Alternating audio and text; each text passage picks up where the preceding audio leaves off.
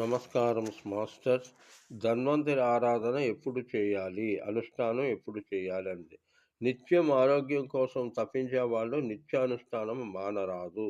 ఆరోగ్యం ఆరోగ్యం నిత్యము కావాలనుకునేటప్పుడు ధన్వంతరి ఆరాధన కూడా నిత్యం చేయాలి. తప్పదు. ఎందుకంటే అయితే ఎప్పుడు చేస్తే మంచిదంటే ప్రతి నెల కృష్ణపక్షం అంతా కూడా ధన్వంతరి యొక్క మంత్రానుష్ఠానం చేయడం వల్ల మంచి జరుగుతుంది. అలాగే ఆరోగ్య నియమాలు కూడా పాటించాలి.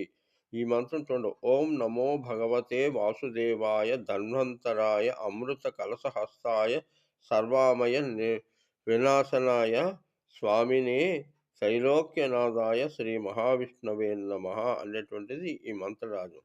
ఓం నమో భగవతే వాసుదేవాయ ధన్వంతరాయ అమృత కలశహస్తాయ సర్వామయ వినాశనాయ స్వామినే త్రైలోక్యనాథాయ మహాశ్రీ